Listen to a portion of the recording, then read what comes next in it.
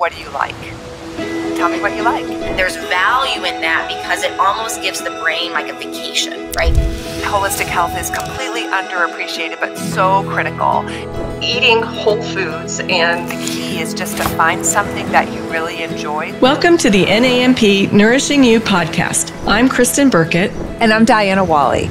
We're your hosts for NANP's podcast dedicated to connecting holistic health enthusiasts with each other to share practical information from the holistic wellness space for enhanced vitality. Diana and I are master nutrition therapists, board certified in holistic nutrition with private practices and an online joint venture that supports clients and practitioners as they strive to reach their full potential.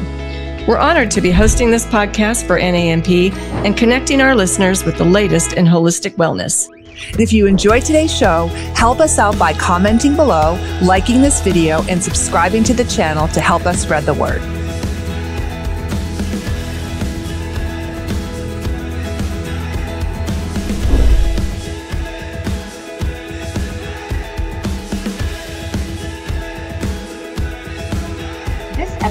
Of the Nourishing You podcast is brought to you by NANP Platinum sponsor, Restorative Wellness Solutions. Hi, everyone. Welcome to this episode of the Nourishing You podcast. We're so interested to talk with Lara Adler today about environmental toxins. It's such an important but under the radar topic. Lara Adler is an environmental health educator and science communicator who teaches health professionals and individuals with health-based businesses to better understand the role of environmental chemical exposures in causing or contributing to chronic health issues, so they can more comprehensively support the clients and patients they serve. She trains practitioners to become experts in everyday toxic exposures so they can improve client outcomes without spending hundreds of hours researching on their own. Combining environmental health education and business consulting, she's helped thousands of health professionals in over 35 countries around the world elevate their skills, get better results for their clients, and become sought-out leaders in the growing environmental health and detoxification field. She's been a featured speaker on over a dozen summits, dozens of podcasts, and appeared in a 9-part documentary film series viewed by millions around the world. Lara is a member of the Naturopathic Association of Environmental Medicine and the American Holistic Health Association. Welcome, Lara. We're happy to have you with us today. Thank you for having me. I love the work that your organization does. So many of my students are NANP members, so I'm happy to be here to share with your audience. It is great to have you with us, Lara. As practitioners, we really appreciate the work that you do, the research, the resources that you make available. There's so much to know around environmental toxins and how they can impact our health. It can feel really overwhelming to a lot of people. Yeah. But before we unpack toxic exposure as it relates to our health, we'd love to get to know you and learn more about your journey into the wellness space and your current area of focus as a health educator. Yeah, so, I think it's really interesting because most people that I know that are practitioners kind of came into doing the work that they're doing because they had some health challenge that they had to learn how to overcome. And then they felt really inspired to help other people with that same challenge. And that is not at all the story that I have. I didn't have any kind of toxic exposure that kind of opened my eyes to this topic. It was really quite accidental. I stumbled into this space.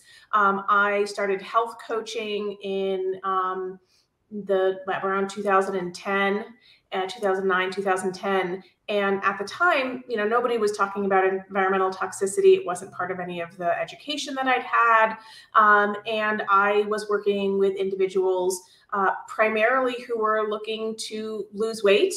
That's what they were coming to me for. And most of my clients had really great success. They were really compliant. They did, quote unquote, all the things that I was sharing with them. And then I had a couple of clients that no matter what they did in terms of changing their diet, their stress, their sleep, their movement, all of these things, nothing really changed for them. And as a new health coach at the time, I felt really compelled to try to figure out what was I missing. Like there must have been something that I was missing. And so I started looking into the literature around resistant weight loss.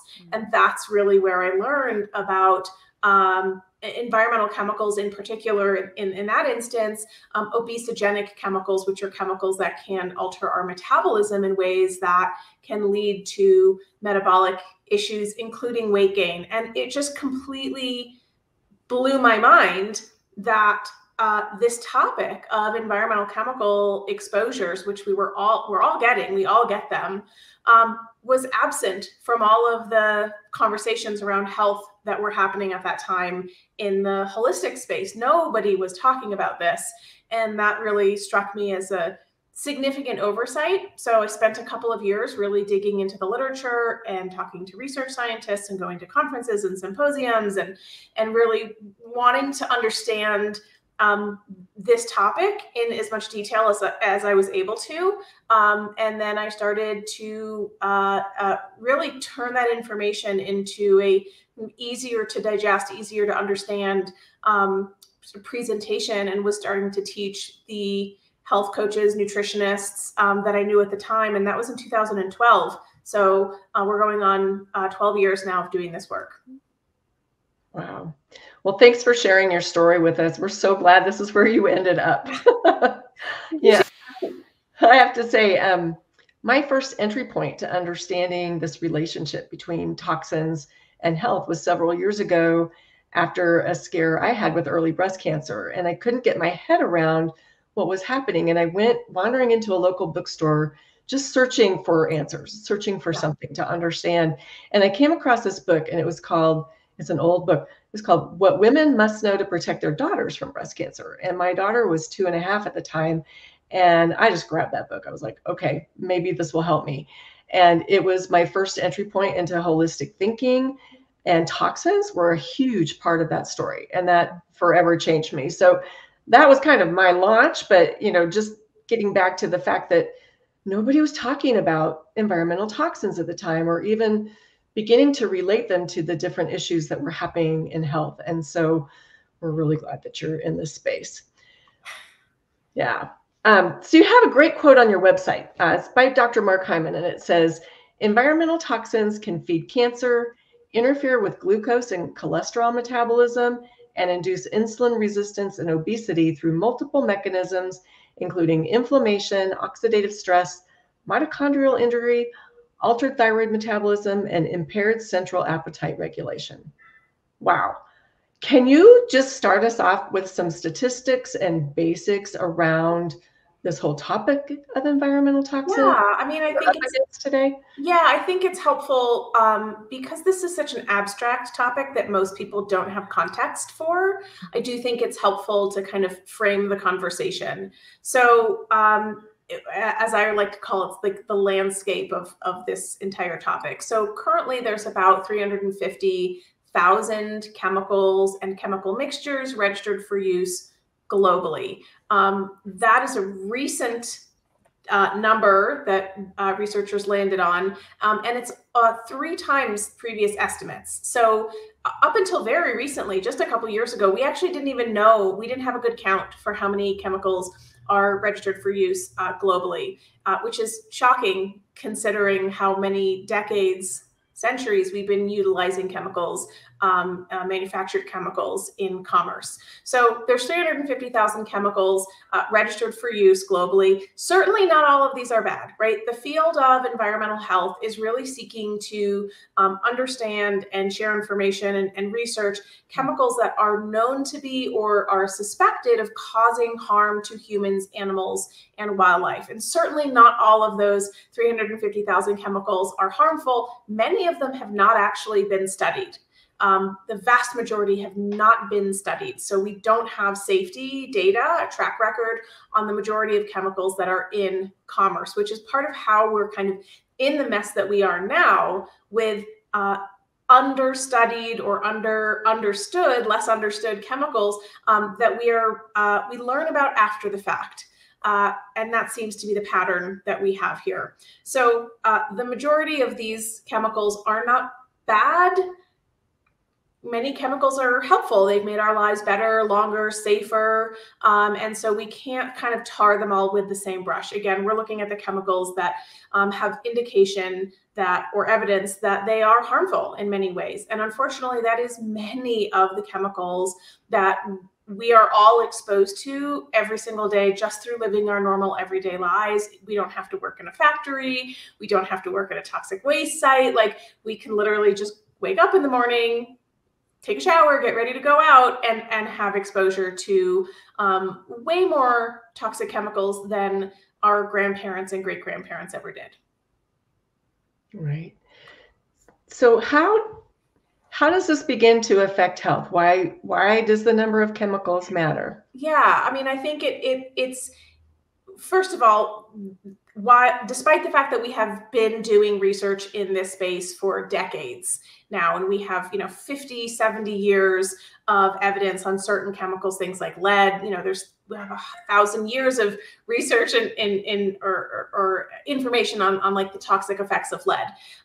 But we're having more an uptick in disease rate that scientists cannot sort of pair with the way that genetics change. So our uptick in disease cannot be attributed to genetics. It's changing faster than genetics can explain. And so in those situations, we look to environment. And in this case, environment means a lot of things. It just doesn't mean environmental chemicals. It also means your stress, your nutrition. Do you smoke? Do you exercise? It's really all of the things outside of our genetics.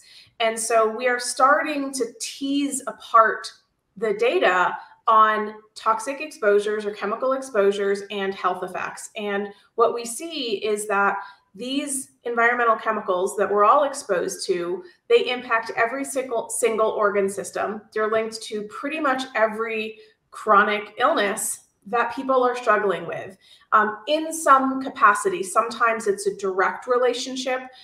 For example, with something like a carcinogen or especially an endocrine disrupting chemical, if somebody's dealing with a estrogen dependent or driven cancer, like a breast cancer or uterine cancer. And sometimes we see direct causal relationships.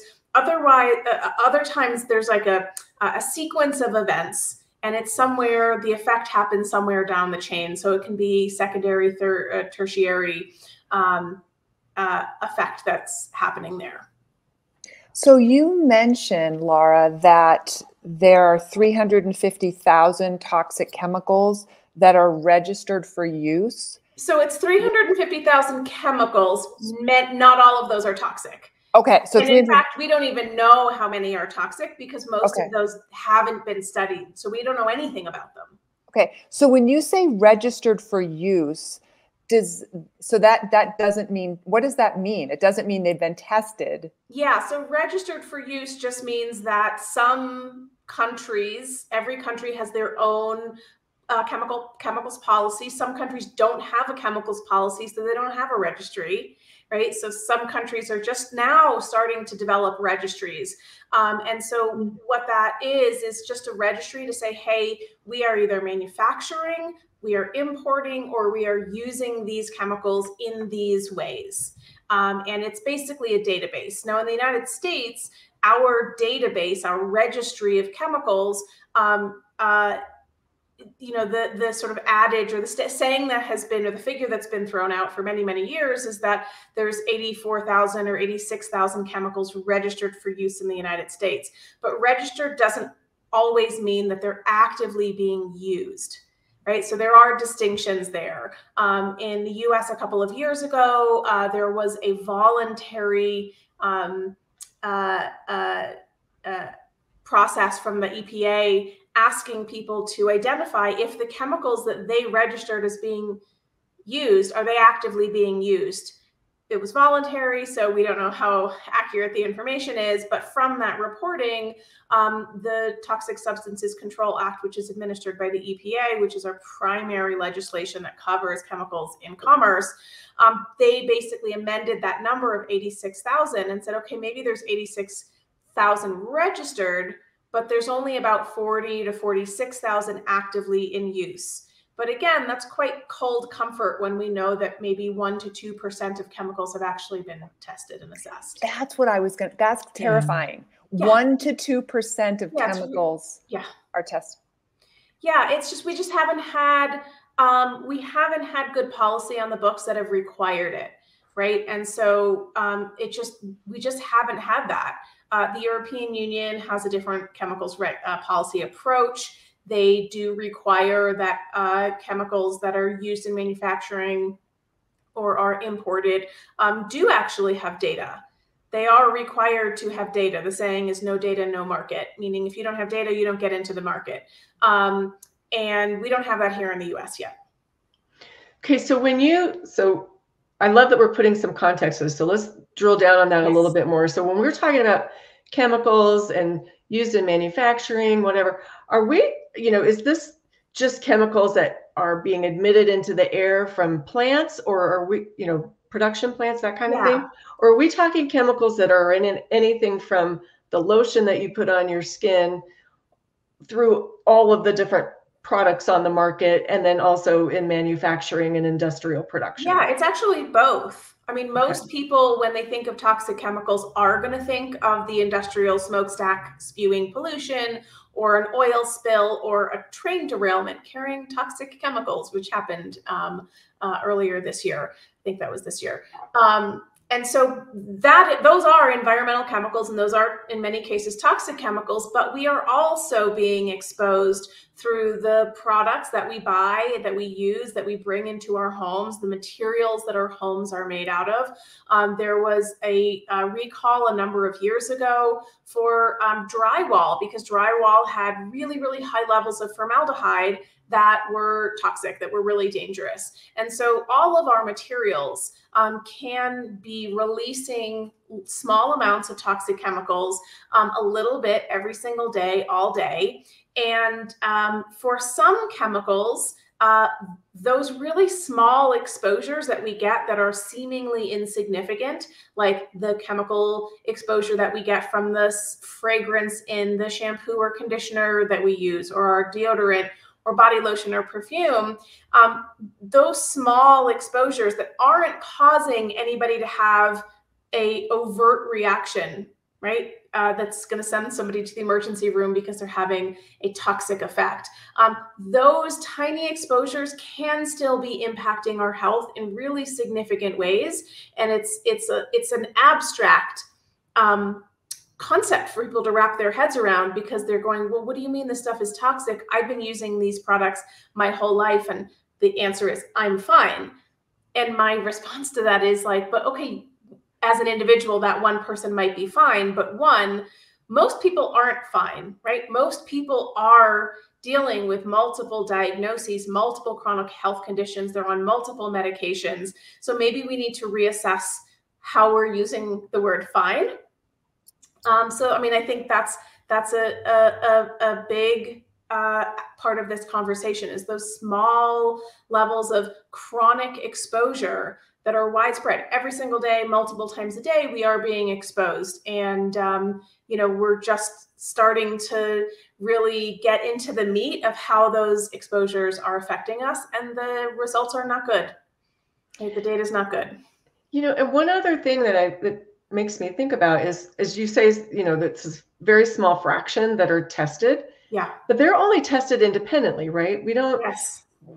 So I always wonder about the cumulative effect, and what if when you're combining multiple in the same product or in the same day, and what effect that might have on the body. Yeah, and there's a whole field of research just at trying to explore that topic. It's referred to as the exposomic research, the exposome of what is the totality of our exposures that we're getting. And that research is really hard to do because there's so many variables to correct for and to take into consideration. And so that research is really, really hard to do, which is why we study chemicals in isolation, not formulation, right? We're testing them independently and individually, and that is important research.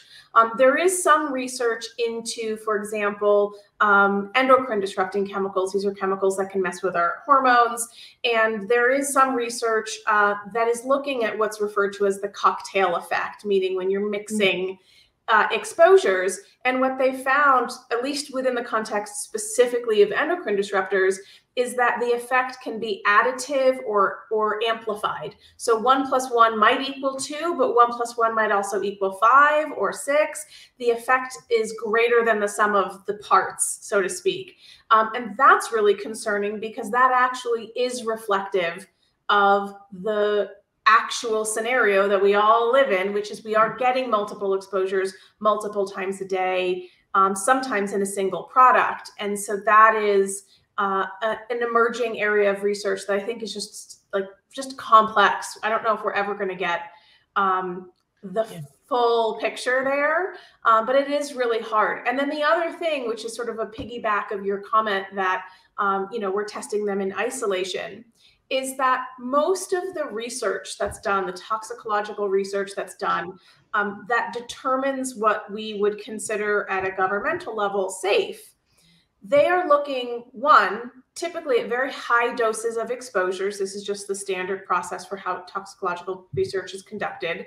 Is they're looking at a really, really high dose in animal studies, and then they work their way backwards until they see what's referred to as the low L, which is the lowest observed adverse effect level, and then the no L, which is no observed adverse effect level, meaning at this level of exposure, we are not observing any adverse effects, right? And then they kind of go a little lower and we're going to build in a safety factor, and we're just going to call that level safe.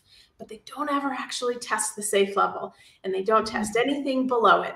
So toxicological research is not testing all types of exposures. And the part of the graph, if you can kind of visualize it, where they are not testing, that's actually the part of the graph that represents our actual exposure in the world.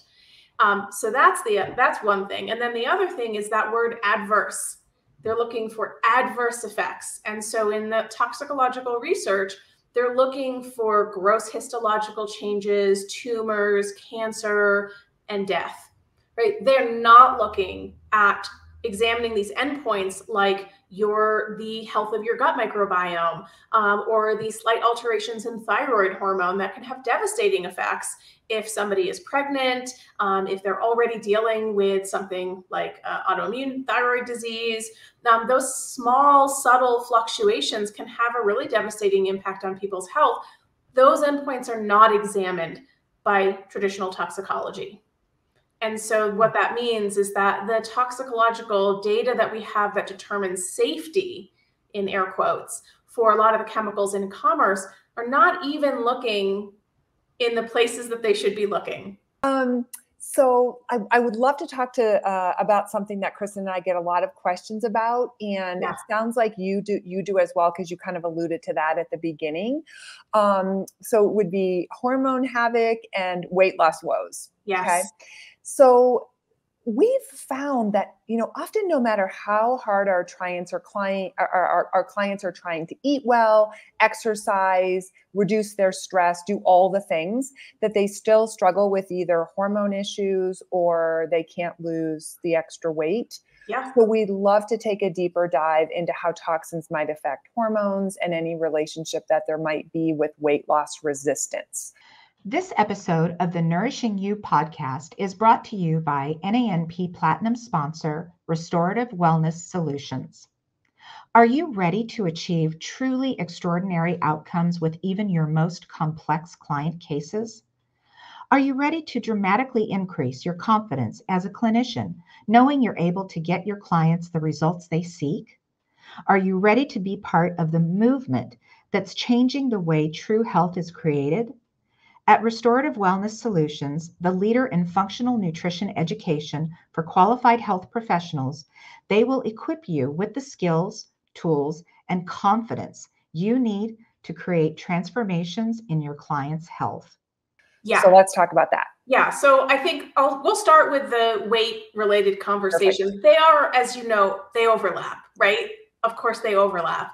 And part of the way that they overlap is some of the majority of the chemicals thus far that have been identified as being metabolic disruptors or obesogens there's also a subclassifications of diabesogens, so chemicals directly linked to diabetes. And so now they're just trying to come up with a umbrella term of metabolic disrupting chemicals, so MDCs. And the vast majority of those metabolic disrupting chemicals are endocrine disrupting chemicals, right? So it's just the specific pathway that they are having their effect. So these metabolic disrupting chemicals are chemicals that, and this is really the definition of obesogens, but I'm going to expand on it a little bit. Obesogens are really defined as chemicals that can directly or indirectly increase obesity through the disruption of metabolic, hormonal, or developmental processes. So for example, they can shift our energy balance in favor of calorie storage. They can change our basal metabolic rate, which in and of itself can lead to changes in weight. One of the things that I think is pretty interesting is some of these endocrine disrupting chemicals can alter the hormones that regulate hunger and satiety, so leptin and ghrelin. And if we have interference and alteration of those hormones that are telling us, hey, you're hungry, or hey, you're full, then even just as a mechanism of that disruption, we could see an increase in caloric intake that can lead to weight gain, right? So that's one of the other mechanisms. The one that I think is the most fascinating is the activation of what's called PPAR gamma receptor. So the PPAR gamma receptor is our master regulator of fat cell differentiation, and it basically kind of tells our adipose cells, gives them marching orders, or it gives it gives our stem cells marching orders, and says, hey, you go be this and you go be that. And when we activate PPAR gamma, what happens is that we can end up with one of two different scenarios, or two different scenarios together, is what's called adipocyte hyperplasia, which is an increased number of fat cells in the body. And so what that means is if you maybe had a set number of fat cells, and then you have an environmental chemical that triggers this activation of PPAR gamma, we can end up with a larger number of fat cells in the body. This has absolutely nothing to do with what we eat or how much we exercise. This is essentially weight gain through increased fat cell production on from chemicals on a cellular level. Nothing to do with what we eat.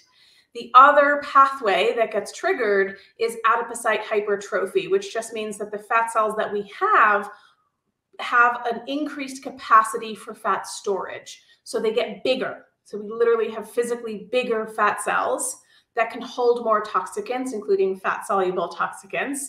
And both of these mechanisms can result in weight gain, again, on a cellular level without any change in diet or exercise.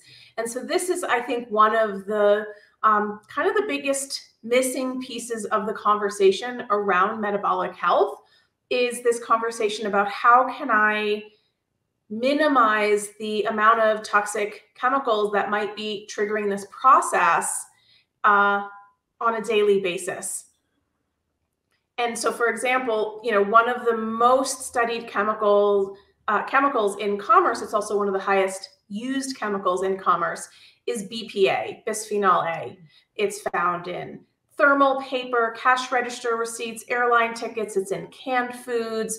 It's in polycarbonate plastics. It's even in dental sealants. Like, it's in so many different places. And BPA can trigger both adipocyte hypertrophy and hyperplasia. It's linked to both things. And so, and that's just one chemical, right? One out of many.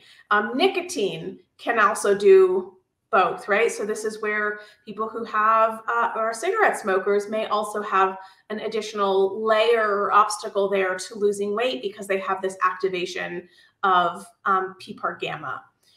There's also evidence that exposure to some of these chemicals, we mentioned this earlier, can lead via glucose intolerance and insulin resistance over to type 2 diabetes and cardiovascular disease. It's linked to fatty liver disease, dyslipidemia, insulin resistance. I said that already. And so these are all different mechanisms. And BPA, just again to use that as an example, can do all of those things. There's research showing that it can follow all of those different pathways. And this is, why I think it's so important for anybody who's working with clients or patients or wanting to, is on a health journey themselves, to really consider their environment. It is a piece of the puzzle. It's not the piece. It's not the only piece, but I think it's an overlooked piece that really deserves more consideration. So I'm really curious, do we know, let's say you learned about these toxins and you try to reduce your exposure. Once you've been exposed, does it depend on your genetics as to how that leaves your body, or it stores? Once it stores, I'm assuming it probably stores in fat cells because that's where we tend to store chemicals, I think. But is it constantly released and causing problems, or is it just bound up and it stays for a long time?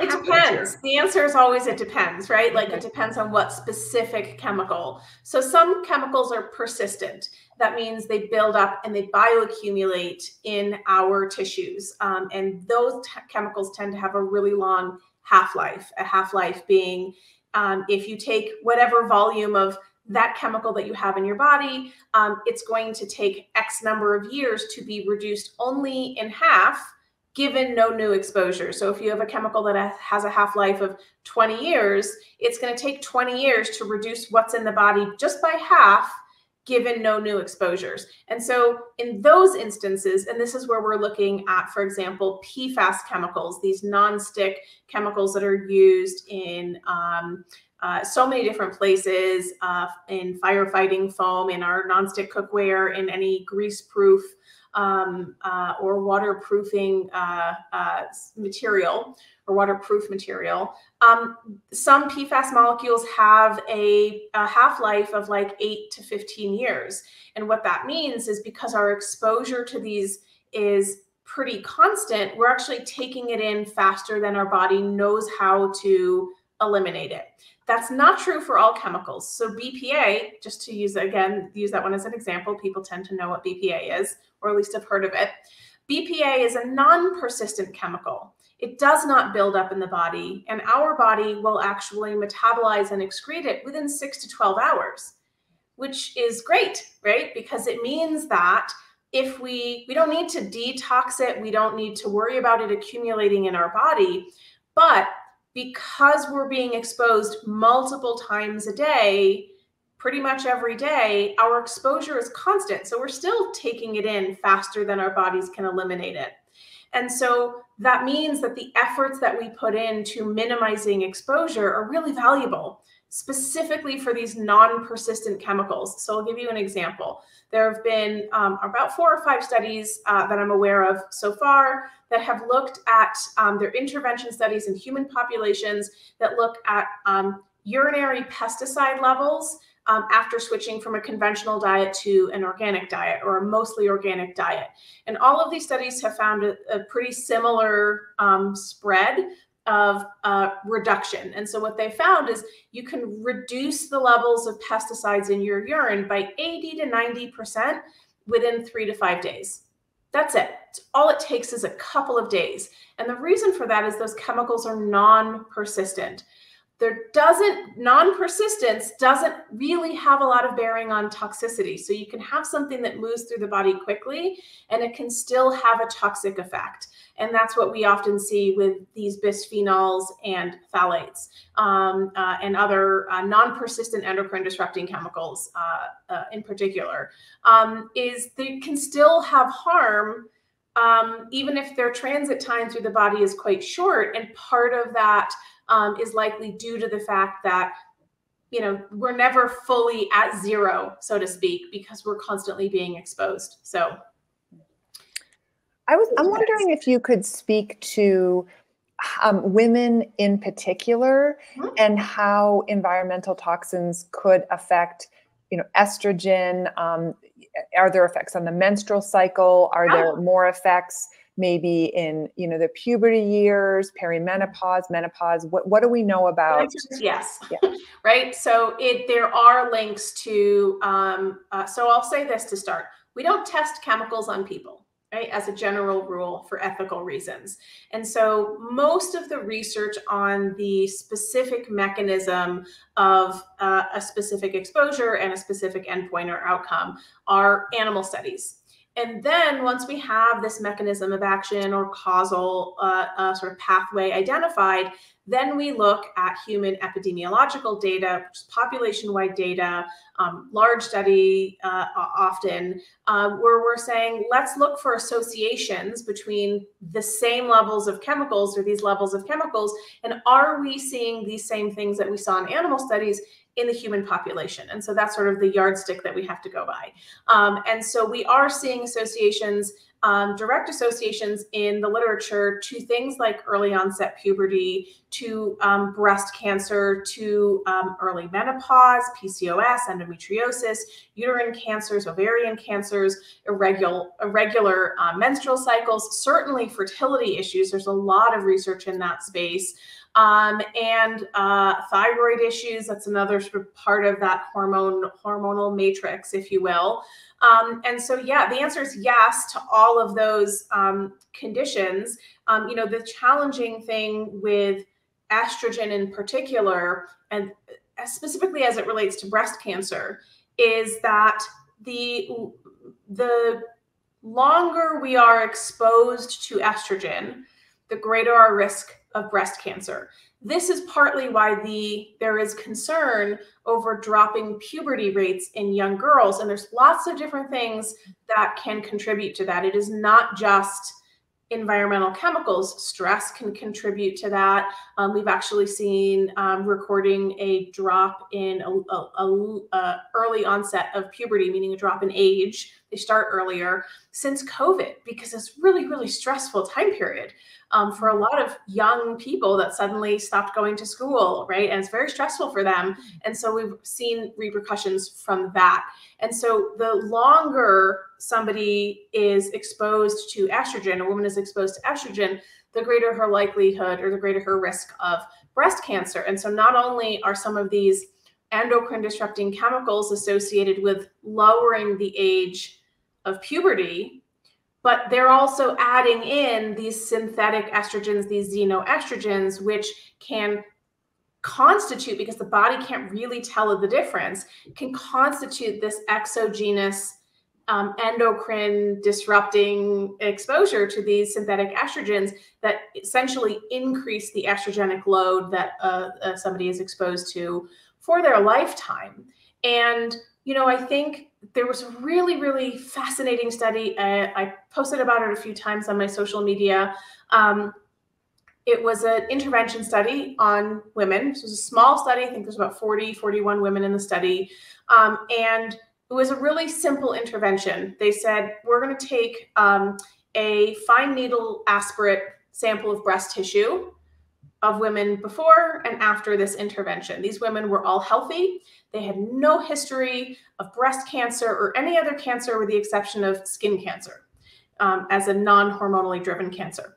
And so they did their breast sample, or a fine needle aspirate tissue sample, and then they had them switch their personal care products from ones that just the regular ones that they were using that contained parabens and phthalates and phenols to ones that did not contain those ingredients. And they had them do that switch for 28 days, 1 month, not a long time. And then they redid that fine needle aspirate breast tissue sample and analyzed the results. And what they found was 28 days of avoiding those endocrine disrupting chemicals reverted their gene markers or genetic markers for breast cancer to a normal state. which means that they were not normal, even though they were healthy and had no indication and no previous history of breast cancer. Their body was already, those genetic markers were already in an abnormal state. Wow. Right? So it's like, that's a really practical intervention. And the study authors even concluded that avoiding products with these chemicals is a, quote, biologically plausible prevention strategy for breast cancer, because it's subtracting out this extra estrogenic load or endocrine disrupting load for cancers that are predominantly hormonally driven. So it's a really, like, we don't have a ton of these intervention studies. We do have more research being done in this area. It's the one space where I'm like, oh man, I wish we had more data on this topic. We are starting to see more research done in that way, but it was just such a great study to validate the value in really looking closely at what products are we using every single day. You're singing my song. Yeah. So, you know, I just want to recap a point that you made there, because we used a lot of big words and words that aren't in, you know, in everybody's common vocabulary. But I just want to boil it down to this, because it's how I was able to relate to it in the beginning. There are chemicals that we use in our everyday personal care products that act as estrogen or act like estrogen and affect the estrogen receptors in our body. When we're exposed to higher amounts of estrogen than what we're supposed to, or things that act like estrogen, it can trigger changes in our body that can promote estrogen driven cancers or DNA changes. So looking at our personal care products is maybe one of the first places to start, to look at what we might want to do to reduce that excess burden of estrogen in our bodies, whether it's for cancer prevention or other things. Like you mentioned, it may be related to weight loss issues or whatever the case might be. But I just want to make that point about the chemicals in personal care products. There are several that trigger or act on estrogen receptors like estrogen would. So it adds burden to the body that the body sees as estrogen. Am I saying that correctly? Yeah. I mean, the analogy that's often used is like it's a lock and key, right? And so we have every hormone in the body has a receptor, and the receptor, if we think about, is a lock, and only one key opens each lock, right? That's how keys and locks work. And so every hormone has its unique hormone receptor. That's the lock and the key, and they fit together. And when we have these xenoestrogens or endocrine disrupting chemicals, it's not just estrogen, right? It's testosterone, it's leptin, it's ghrelin, it's thyroid hormone. It's like we have a key that's almost exactly the same shape, but it's not quite, but the lock doesn't care. It will still open, right? It's close enough. And so the body can't really tell the difference between these sort of foreign invaders that are masquerading as our hormones. And so their presence essentially activates or turns on or turns off some signal in the body that it shouldn't happen if it weren't there, right? It's not a normal response. And we have a finite number of hormone receptors. So there's not endless receptors. There's a finite number. And so if you flood the system with so much chemical and every lock is filled with a key, more isn't going to do more damage, right? Every lock is filled. And so this is why when I was talking about that toxicology testing, and there's this gap that's happening where toxicology is not exploring these really low levels of exposure, because the assumption is, well, in order for something to be harmful, the dose has to be high. That's represented in the old adage, the dose makes the poison, which I hear, every day, all the time. And specifically chemicals that alter our, or that are endocrine disrupting, they don't play by that rule of the dose makes the poison, specifically because our physiology already is designed to respond to these really finite levels of hormones in the body. When you're going through menopause, you're not having gallons of hormones coursing through your bodies during that like fairly monumental life change. Same thing with puberty. It's actually a very tiny fluctuation in hormones, yet it has an absolutely massive effect on the body. And so our hormones, they're communication molecules. And I like to say they communicate in whispers.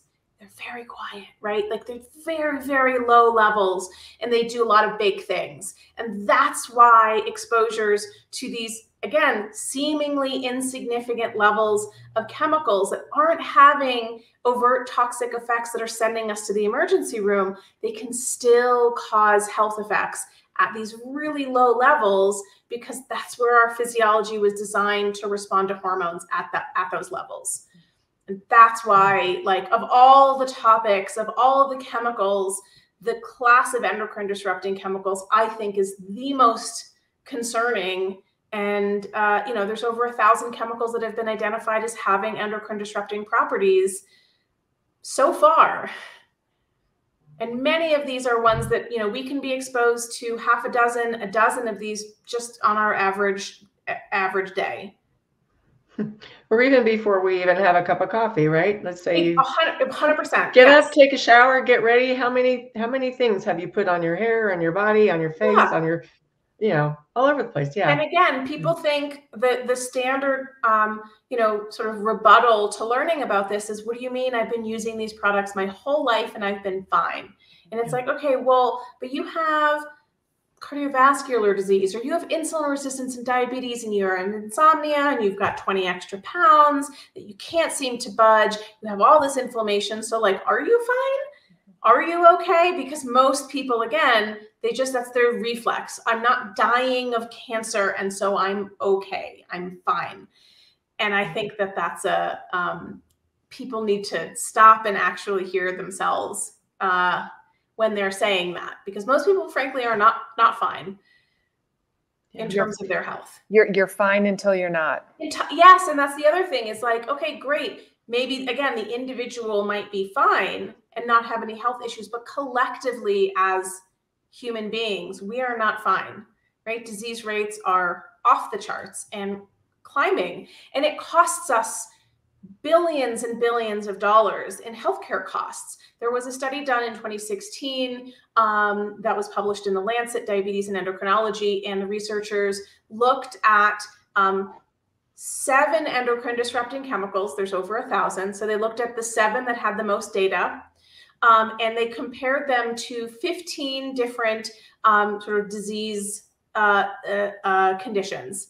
And they determined the burden of cost of those exposure to one or more of those endocrine disrupting chemicals. And they found that exposure to just this small collection of 7 endocrine disrupting chemicals costs the US $340 billion with a B dollars in healthcare costs and lost wages every year. And that was in 2016 dollars. So, and then they did they repeated that study in the European Union. And because they have different chemical regulations, the burden was about 1/3 lower. So this is not just something that is like this trendy flash in the pan, look for BPA free. This has very real life implications on all facets of society, because we have this enormous burden on our healthcare system. We don't have, at least in the United States, we don't have a government subsidized healthcare system. We don't have government funded healthcare. And so the individual bears the burden of this cost. And that is where this side of the conversation is really where I'm always going to advocate for stronger policies, because it should not be up to the individual consumer to try to fight this battle. Like, yes, there's actions that we can take in our daily lives to reduce our exposure, and we should be doing those things to the best of our ability, but we should also be demanding better protections from our policymakers. Yeah, it's not just us individually. They find these chemicals in cord blood of newborns. Like, yes, we're passing it down. Yes. It affects generations. It affects genetics that affects the next generation. So it's not just us that it's affecting as well. So absolutely. Anyway, that's a whole additional conversation that we're going to run out of time for today.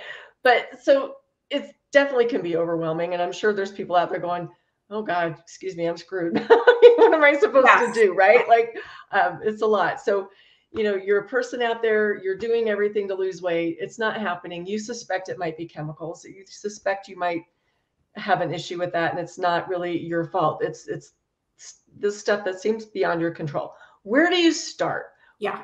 Can you give us some tips on where just the average person can start to maybe clean some of this stuff that's so ubiquitous in our everyday lives, and get us on a path to where we might be able to, make some shifts in the goals that we're trying to achieve? So because this topic can be so overwhelming, and a lot of the way that this topic is presented on social media, on websites, is that you have to spend all this money on these like non-toxic products, and not everybody has the resources to be able to do that.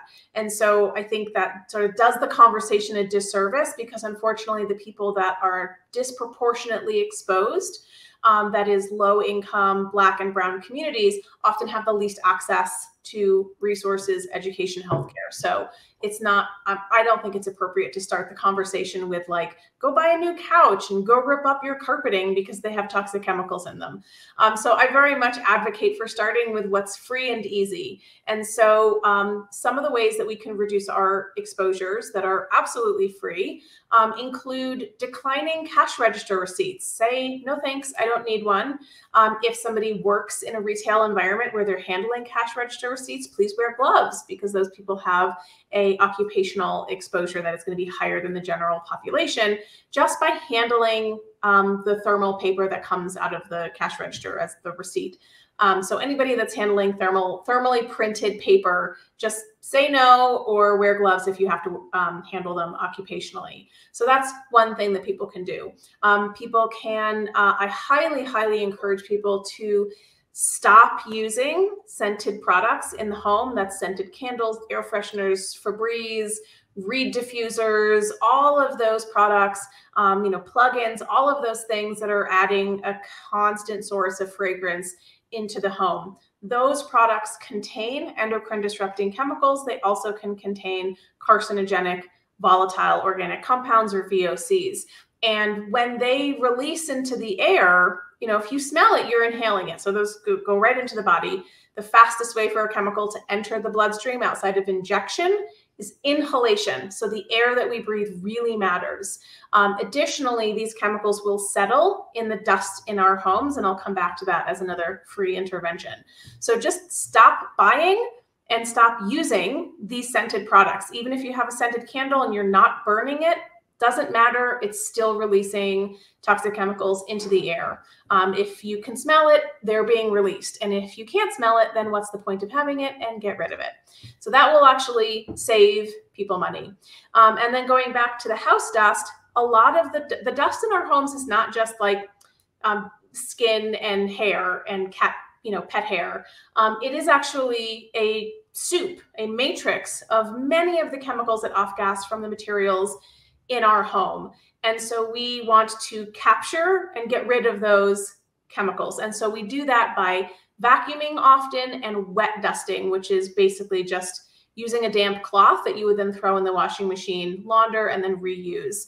And that's a great way to lower exposure every single day in the home. That's really, really important for people that have small children that are crawling around on carpets.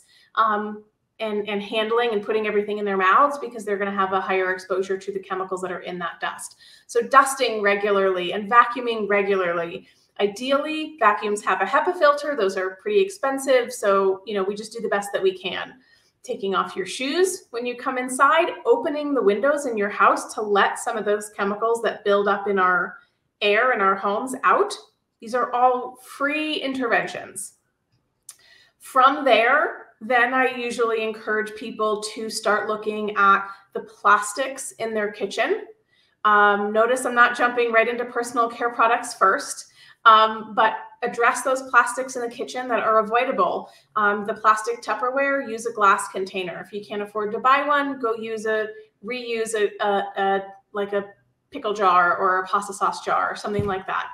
I did that for years. I had like saved every jam jar, or use something like mason jars, which are really inexpensive. So we want to start phasing out as many of the plastics in our home as possible. That also includes our plastic kitchen utensils, those black nylon spatulas and spoons. We want to swap those out for things that are either wooden or stainless steel. So these are small changes that people can make that don't cost a lot of money. And then you can start looking at personal care products and household cleaners. And again, this is sort of the systematic process. This is a process that takes time. I don't want people to feel like they have to make all these changes in a week, a month, or even a year. I tell people that it took me 7 years before I was able to swap out my conventional mattress because I just couldn't afford to buy a new bed. And so I slept on my conventional mattress for many years, knowing that it had toxic chemicals in them. But I just was like, you know what? I can't worry about that because I can't do anything about it right now. And so it's a process that takes time. But we do want to, when we are able to get there, to start systematically replacing the personal care products that we use with ones that don't contain these ingredients of concern. Those tend to be things like parabens and phthalates, which people may or may not see on a label. That's a whole other podcast, is getting into labels and label reading. But we could start reducing our exposures by cleaning up those products, and just use what you have until you run out, and then go find something better. And there's so many better options now than there were when I started doing this work. I know that I'm going to rewind this and go listen. Laura, that was like a masterclass in simple, practical tips. We love those kind of tips for our listeners. So succinct. That was one of the best wrap-ups I've ever heard of how to really, be practical about implementing these great tips and being healthier. So thank you. You are welcome. So is there anything in that you do in your own life that you didn't touch on, and because you hit a lot of great tips there, anything you didn't touch on that you do in your own life, or maybe are there things that you do to replace some of those products? So do you do essential oils, for cleaning or in your house, or what do you have there? Well, everything I mentioned, I do, right? So those were all sort of beginning phase things that I did many years ago. I prioritize organic food. I filter my drinking water. I filter the water in my house. I prioritize furniture that doesn't have things like flame retardants or water resistant or waterproofing or stain resistant treatments, right? Because those are those PFAS chemicals that are so problematic.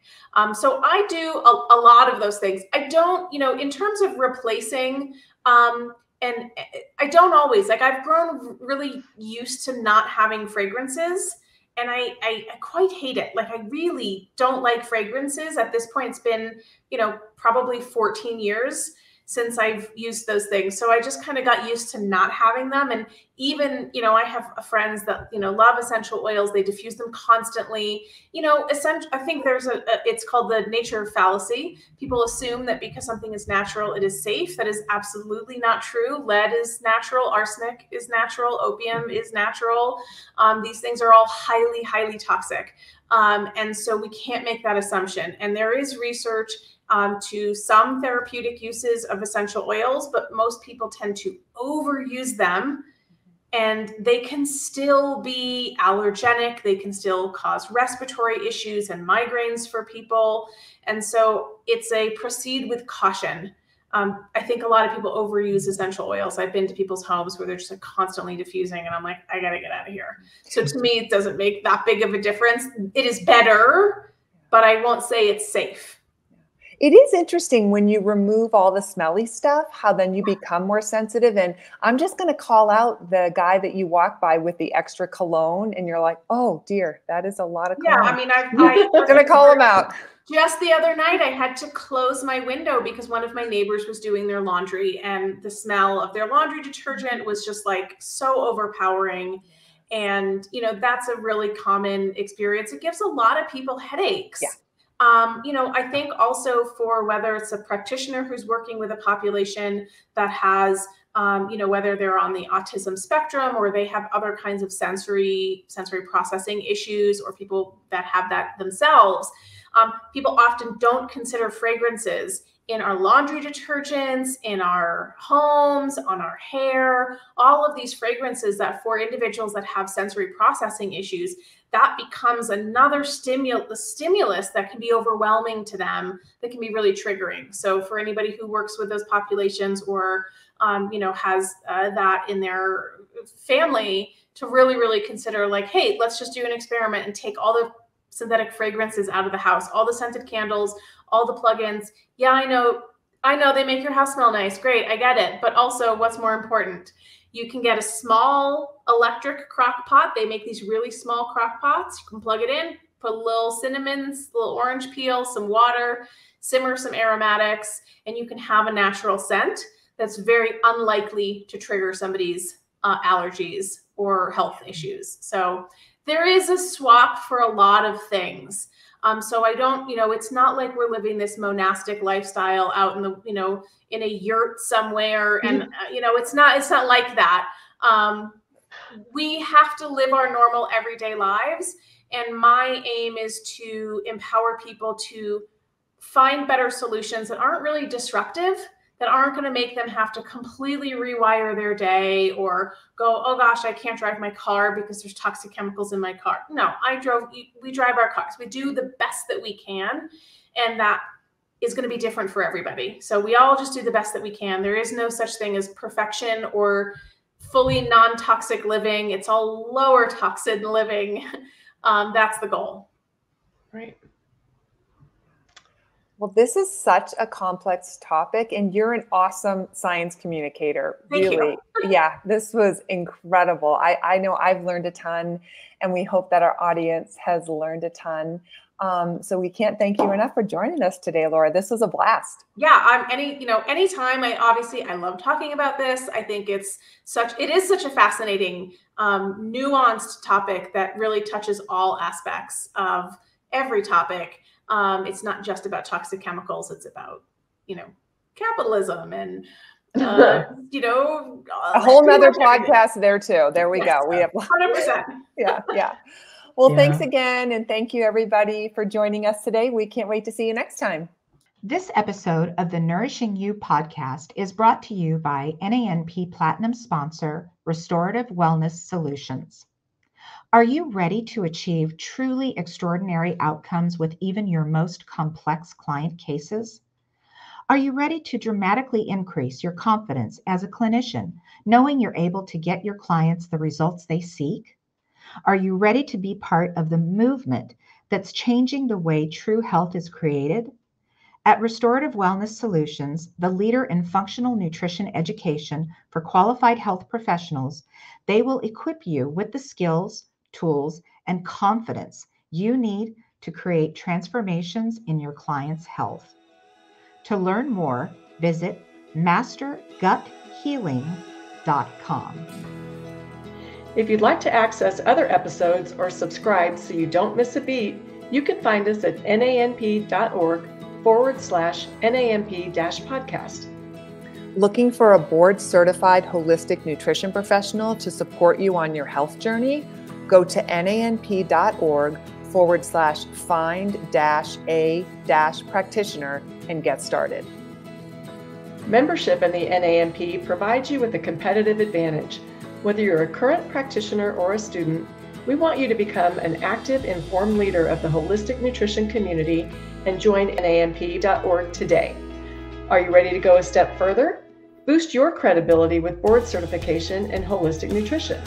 Visit nanp.org today to apply. Keep in mind that the information on the NANP podcast is for educational purposes only and should not be considered medical or legal advice. The NANP is not liable or responsible for any harm, damage, or illness arising from the use of the information contained herein. By listening to the information on this podcast, you agree to defend, indemnify, and hold harmless the NANP and all agents. Copyright NANP, all rights reserved. Until next time, stay nourished.